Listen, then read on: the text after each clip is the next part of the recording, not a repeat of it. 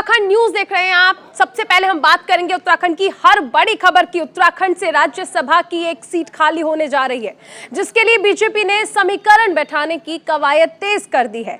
जून में चुनाव के मद्देनजर प्रदेश बीजेपी दावेदारों की लिस्ट तैयार कर रही है और इसके लिए बैठक बुलाई गई है। बता दें कि दावेदारों की लिस्ट तैयार कर प्रदेश संगठन केंद्रीय नेतृत्व को भेजेगा, जिसके बाद दावेदार के नाम पर अंतिम मोहर केंद्रीय नेतृत्व लगाएगा।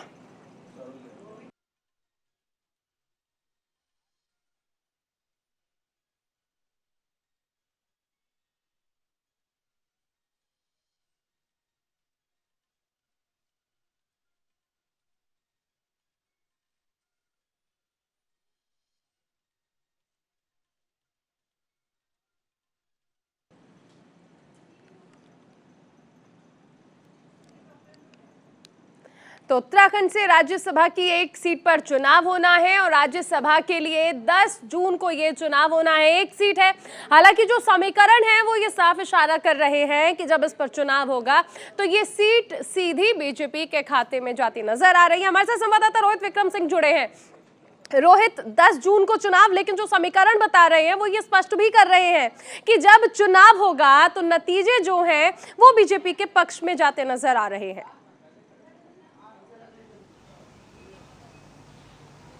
बिल्कुल चारुल, जो कि प्रदेश में भारतीय जनता पार्टी की सरकार है और 2/3 बहुमत जो है भारतीय जनता पार्टी के पास है और ऐसे में विधायकों द्वारा ही सांसद का चयन होता है और इस बार संभावना यही है कि निर्विरोध जो है भारतीय जनता पार्टी का प्रत्याशी चुना जाएगा, वो सांसद बनेगा और राज्यसभा जाएगा। और इसके तहत ही आज एक महत्वपूर्ण बैठक जो है भारतीय जनता पार्टी के प्रदेश मुख्यालय में होने वाली है।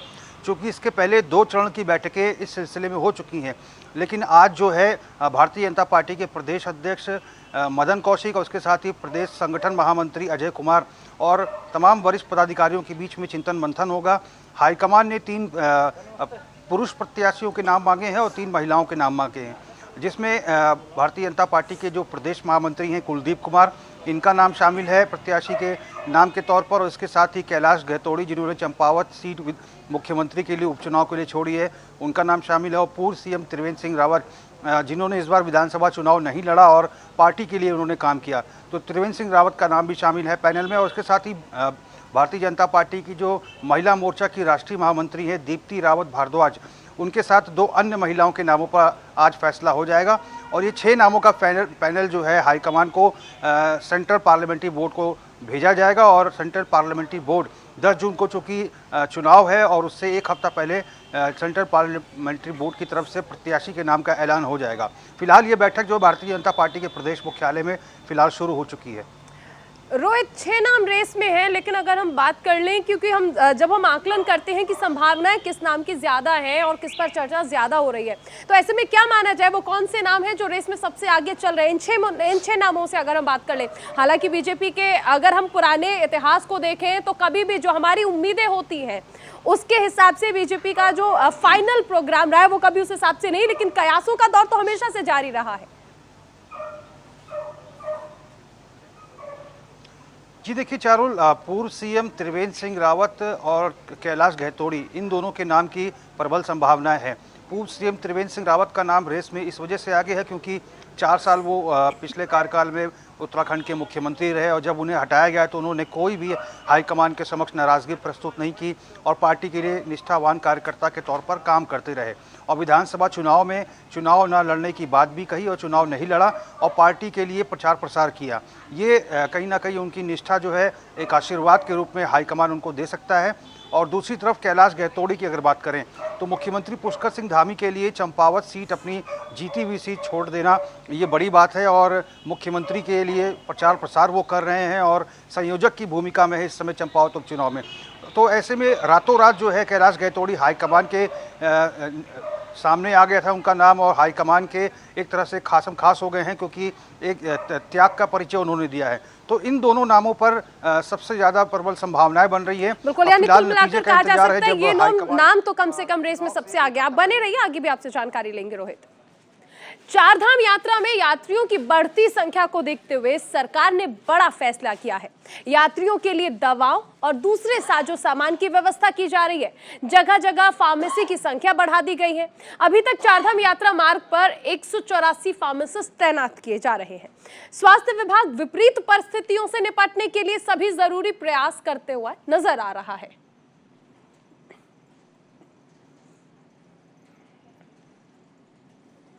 हमारे साथ संवाददाता रोहित विक्रम सिंह बने हुए हैं।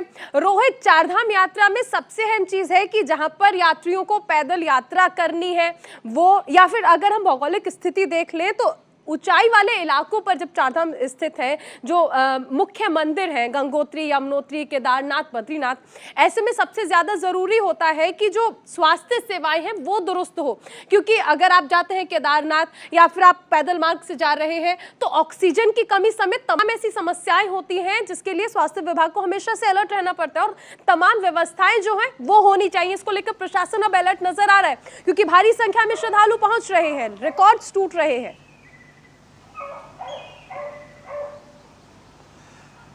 बिल्कुल चारण, और इसी के तहत मुख्यमंत्री और इसके साथ ही पर्यटन और धर्मस्व मंत्री सतपाल महाराज और मुख्यमंत्री पुष्कर सिंह धामी लगातार तीर्थयात्रियों से निवेदन कर रहे हैं। चूँकि उत्तराखंड का जो भौगोलिक स्थिति है, जो पर्वतीय क्षेत्र है, वो अन्य राज्यों से बिल्कुल भिन्न है। बहुत सारे ऐसे तीर्थयात्री हैं, हजारों लाखों की संख्या में, जो दक्षिण भारत से, राजस्थान से और गर्म प्रदेशों से आते हैं। ऐसे में उन्हें यहाँ की भौगोलिक और मौसम की स्थिति की जानकारी नहीं होती।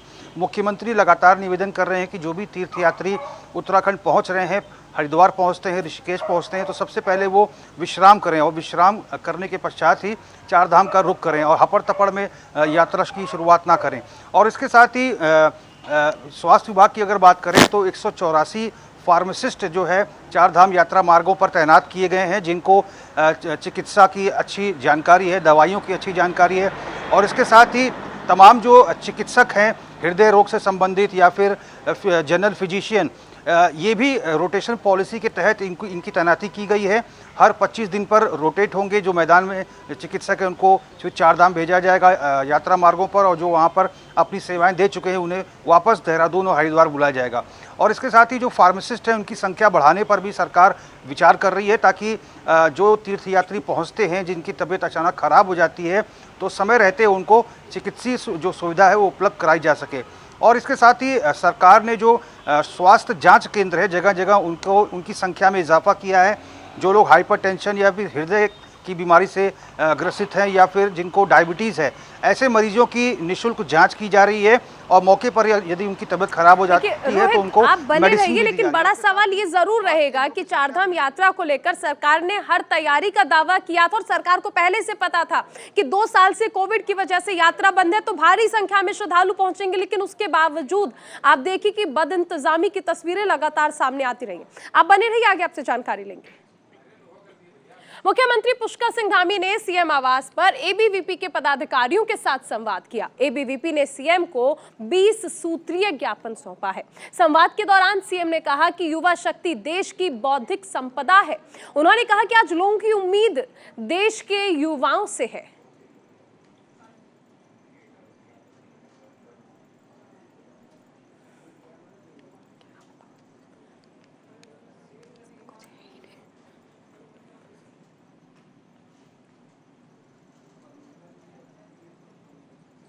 चलिए, तो मुख्यमंत्री पुष्कर सिंह धामी ने सीएम आवास पर दरअसल एबीवीपी के जो पदाधिकारी हैं उनके साथ संवाद किया और इस संवाद में एबीवीपी ने सीएम पुष्कर सिंह धामी को 20 सूत्रीय ज्ञापन सौंपा है।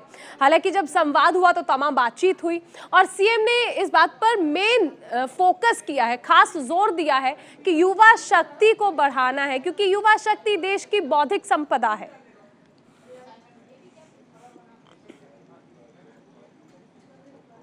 पूर्व मुख्यमंत्री और पौड़ी से सांसद तीरथ सिंह रावत फटी जींस के बयान पर जैसे अड़ चुके हैं।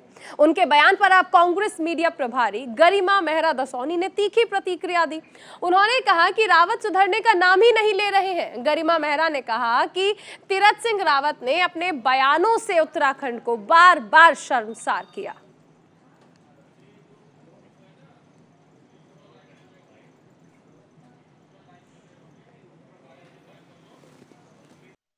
मानसिकता बताता है कि कितनी संकीर्ण और कितनी संकुचित मानसिकता के लोग हैं भाजपाई।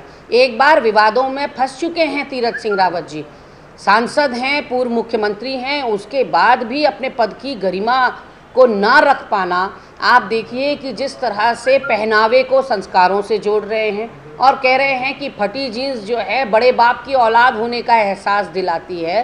कहीं ना कहीं ऐसा लगता है कि सोचने समझने की शक्ति खो चुके हैं। अपनी मुख्यमंत्री की कुर्सी हो ना हो इसीलिए गवाई है माननीय तीरथ सिंह रावत जी ने, और एक बार फिर उसी बयान पर काबिज हो गए हैं जिसके लिए पूरे देश भर में ट्रोल हुए थे। तो ऐसे में ये तो देशवासियों के विवेक पर मैं छोड़ती हूँ कि उनको निर्णय लेना है कि ऐसे लोग अगर रूल करेंगे, सत्ता पर काबिज होंगे, तो फिर वो देश को कहाँ प्रोग्रेस। आप एक तरफ कह रहे हैं कि हम 5 ट्रिलियन इकोनॉमी बनेंगे, आप कह रहे हैं हम विकासशील देशों में शामिल होंगे। ऐसे में कैसे हम विकासशील देश हो सकते हैं जब हमारी सोच वहीं अटकी है कि हम पहनावे को संस्कारों से जोड़कर देख रहे हैं। उत्तराखंड के पर्यटन मंत्री सतपाल महाराज ने दुबई दौरे से लौटते हुए ही चारधाम यात्रियों की सुध ले ली है। मंत्री सतपाल ने लोगों से सुरक्षित चारधाम यात्रा की अपील की। उन्होंने यात्रियों को सरकारी एडवाइजरी और हेल्थ के सभी दिशा निर्देश पालन करने की हिदायत दी। साथ ही मंत्री ने मनमाना दाम वसूलने और यात्रियों से बदसलूकी करने वालों के खिलाफ भी कार्रवाई के आदेश दिए हैं।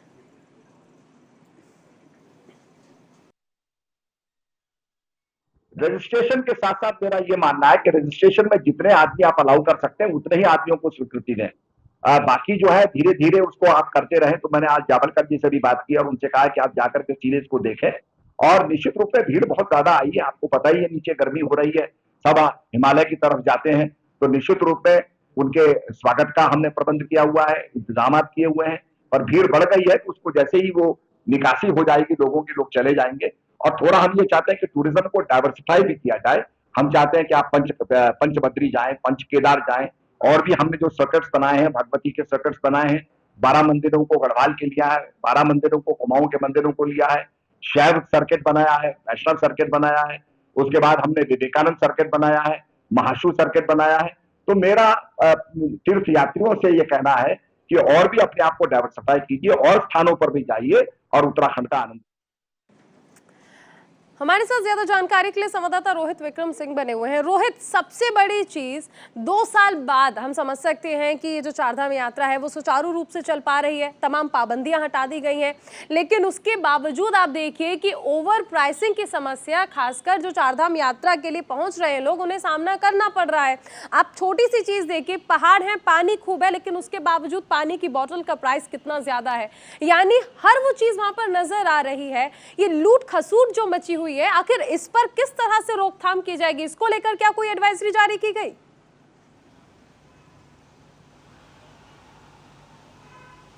बिल्कुल चारुल, चूंकि पर्वतीय क्षेत्र चारधाम यात्रा मार्गों पर चूंकि रसद पहुंचाना एक बड़ी चुनौती रहती है, खान पान की चीज़ें या फिर पीने के जो पानी है या फिर कोल्ड ड्रिंक्स वगैरह ये पहुंचाने में कुछ जो है भाड़ा जो है व्यापारियों का अधिक लगता है, ये सरकार ने भी माना है। लेकिन इसके बावजूद भी सरकार ने पहले भी हिदायत दी है, शहरी विकास मंत्री प्रेमचंद अग्रवाल और पर्यटन मंत्री सतपाल महाराज लगातार जो है व्यापारियों से इस बात को कह रहे हैं कि जितना उचित हो उतना ही वस्तु के दाम वसूले जाए। जो ओवर प्राइसिंग है ये कतई बर्दाश्त नहीं की जाएगी। और इसके साथ ही एक समस्या और भी आती है चारू, क्योंकि जब हरिद्वार और ऋषिकेश जो तीर्थयात्री पहुंचते हैं और 3 से 4 दिन वहां रुकते हैं, गंगा आरती में शिरकत करते हैं, मां मनसा देवी, चंडी देवी में दर्शन करते हैं, तो ऐसे में बहुत सारे ऐसे तीर्थयात्री हैं जो परिवहन निगम की बसों के द्वारा पहुंचते हैं और रेल मार्ग के द्वारा पहुंचते हैं। तो लोकल उनको ट्रैवल करने के लिए बसों का विक्रम ऑटो टेम्पो का भी सहारा लेना पड़ता है, ई रिक्शा का सहारा लेना पड़ता है। ऐसे में सरकार ने पुलिस प्रशासन को ये जिम्मेदारी दी है कि किसी भी यात्री से ज़्यादा किराया वसूला ना जाए, उनके साथ बदसलूकी ना की जाए। और इसके साथ ही सिटी बसों में, ऑटो, ई रिक्शा में एक टोल फ्री नंबर भी चस्पा करने के आदेश जो है पुलिस प्रशासन को दिए हैं, ताकि कोई भी अभद्रता यदि तीर्थयात्रियों के साथ होती है या फिर ओवर रेटिंग होती है तो उसकी शिकायत पुलिस प्रशासन को दी जा सके। लेकिन फिर भी इस प्रकार के जो मामले आ रहे हैं, अब इसका संज्ञान पर्यटन मंत्री ने स्वयं लिया है। उन्होंने कहा है कि अब अधिकारियों को सख्त निर्देश दिए गए हैं, अगर इसके बाद भी शिकायतें प्राप्त होती हैं तो संबंधित अधिकारियों के खिलाफ कार्रवाई की जाएगी। रोहित, सबसे अहम चीज़ है कि जिस तरह हम आप जिक्र भी कर रहे हैं, आपने भी जिक्र किया कि ठीक है, इस बात को नकारा नहीं जा सकता है कि पर्वतीय इलाके हैं तो ट्रांसपोर्टेशन चार्ज भी लगता होगा, लेकिन सबसे अहम चीज़ है कि प्राइसिंग में जब आप कुछ परसेंटेज इंक्रीज करते हैं तो ये माना जाता है कि ठीक है, आप ट्रांसपोर्टेशन चार्ज जो है उसकी वजह से, लेकिन फिलहाल चारधाम यात्रा जो चल रही है उसमें 4 से 5 गुना ज़्यादा दाम वसूले जा रहे हैं। ठीक है, इस बात को माना जा सकता है 2 साल कोरोना की विभीषिका रही है, व्यापार पूरी तरह से ठप रहा था, इस वजह से थोड़ी बहुत ओवर प्राइसिंग की बातें तो सामने आ रही है, लेकिन लगातार 4 से 5 गुना 6 गुना ज़्यादा दाम जो वसूले जा रहे हैं, क्या ऐसे किसी व्यक्ति के खिलाफ, ऐसे किसी व्यापारी के खिलाफ अभी तक किसी तरह का कोई एक्शन लिया गया हो ताकि नासिर पैदा हो सके कि इस तरह की चीज़ें जो है देवभूमि में इनके लिए कोई जगह नहीं है, और जो लोग वहाँ पर आ रहे हैं, जो तीर्थयात्री पहुँच रहे हैं, उनकी सुविधाओं का भी ख्याल रखा जाए?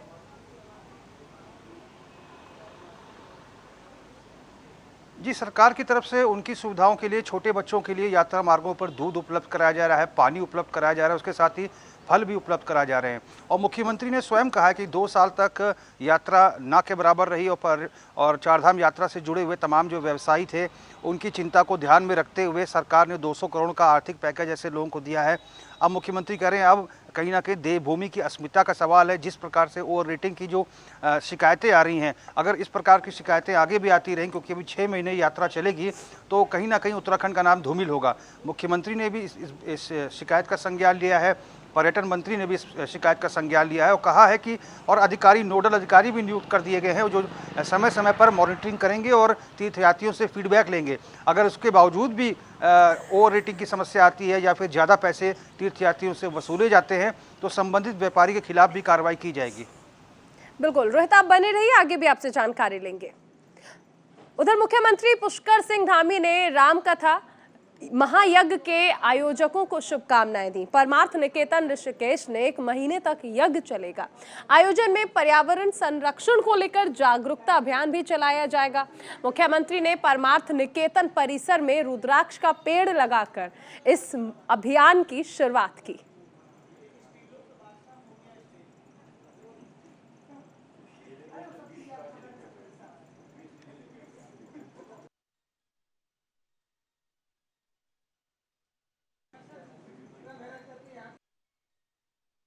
जल संरक्षण की बात कर रहे हैं, इन सभी में इस राम कथा के माध्यम से सबको एक जन जागरण का अभियान भी चलेगा, सबको एक संदेश भी जाएगा और सब लोग प्रेरित होंगे पर्यावरण संरक्षण के लिए, पृथ्वी को बचाने के लिए, जल के संरक्षण के लिए, हमारे पर्वतों को बचाने के लिए, यहाँ के नदी नाले, यहाँ के स्रोत, उन सभी का संरक्षण हो। और हम जो हिमालय के राज्य हैं, हमारे हिमालय के राज्य से सभी को राम कथा के माध्यम से सभी को प्रकृति संरक्षण का एक संदेश जाएगा। ये निश्चित रूप से हमारे भविष्य के लिए, हमारे आने वाली पीढ़ियों के लिए, सबके लिए एक नींव का पत्थर साबित होगा। भारी बारिश के बाद बंद किया गया बद्रीनाथ नेशनल हाईवे एक बार फिर से खोल दिया गया है। हाईवे खुलने से यात्रियों को बड़ी राहत है। जगह जगह फंसे यात्रियों को भी रवाना कर दिया गया है।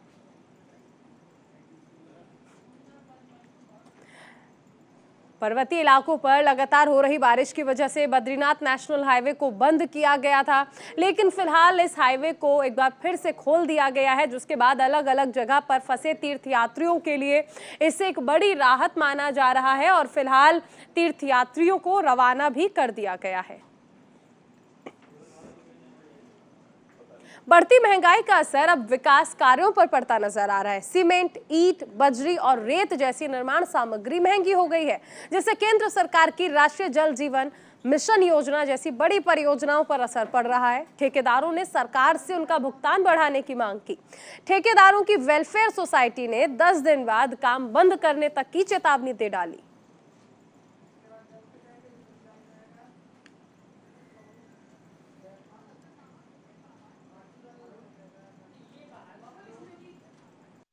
अगर हम गढ़वाल और कुमाऊं की बात करें तो लगभग 1300-1400 करोड़ के काम प्रभावित होंगे इससे।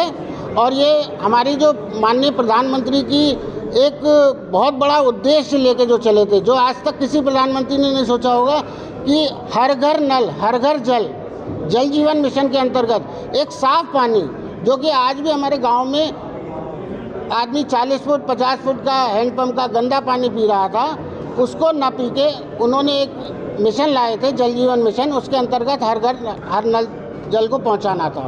वो हमें इस महंगाई के चलते हुए ध्वस्त होता हुआ दिखाई दे रहा है, और ऐसा ही अगर चलता रहा तो अगले 10 दिन के अंदर हम लोग काम बंद करने के ऊपर हम लोगों को निर्णय लेना ही पड़ेगा।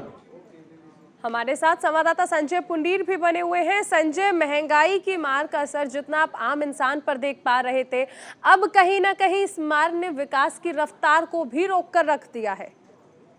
देखिए तरुण, लगातार ही देश भर में लगातार महंगाई बढ़ रही है। हालांकि पेट्रोल डीजल के बाद जो घरेलू रोजाना सामान है उस पर भी महंगाई है, जिसका असर कहीं ना कहीं रसोई पर पड़ा है। हालांकि अब तो कहीं ना कहीं सरकार की योजनाओं पर भी पड़ा है। आपने देखा है कि जिस तरह से ईंट, रेत, बजरी और सीमेंट जैसी सामग्री है, क्योंकि विकास के कार्यों में यही सबसे ज्यादा इस्तेमाल होती है।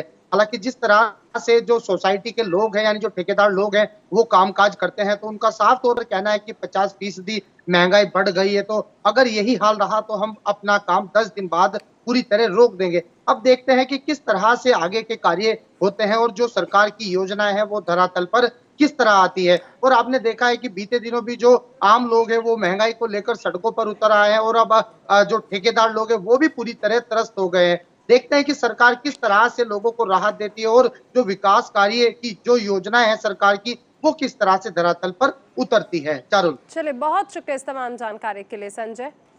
हरिद्वार के भगवानपुर में बढ़ते अपराध के खिलाफ पुलिस एक्शन मोड में आ गई है। पुलिस ने सबसे बड़ा खुलासा करते हुए वाहन चोरी को लेकर एक बड़ा खुलासा किया, जिसमें चोरी की 8 बाइक समेत 3 चोर गिरफ्तार किए गए हैं। दूसरी बड़ी कार्रवाई मोबाइल झपट्टा मार चोर गिरोह पर की गई है, और साथ ही गौकशी के मामले में भी आरोपियों की धरपकड़ जारी है। एसपी हरिद्वार देहात प्रमेंद्र सिंह डोभाल ने इन सभी मामलों पर जानकारी दी। थाना भगवानपुर में पिछले कुछ समय से वाहन चोरी की घटनाएं लगातार बढ़ रही थी, और उस घटनाओं पर रोकथाम के लिए टीम भी गठित की गई थी, जिसमें सीओ मंगलौर और इनके साथ इनकी टीम में एसओ भगवानपुर, इनके द्वारा डकॉय को यूज़ करते हुए आज कल जब पूछताछ की गई थी तो उसमें 2 व्यक्ति उस समय प्रकाश में आए थे, जिनसे गाड़ियाँ रिकवर हुई थी। फिर अन्य और पूछताछ में एक व्यक्ति और प्रकाश में आया। कुल 3 लोग इसमें पकड़े गए हैं, और 8 वाहन इसमें अभी तक हम लोगों को रिकवर हुए हैं, जिसमें 2 वाहन ही इसी थाने से चोरी के हैं। बाकी गंगनहर और हरिद्वार और नगर क्षेत्र के बीच में वाहन है। कुल 8 वाहन और 3 अभी जो है सब पकड़े गए हैं। उनके खिलाफ आगे गैंगस्टर की कार्रवाई। और बुलेटिन में भी वक्त तो चला एक छोटे से ब्रेक का। खबरों का सिलसिला लगातार जारी रहेगा, आप बने रहिए न्यूज़ इंडिया के साथ।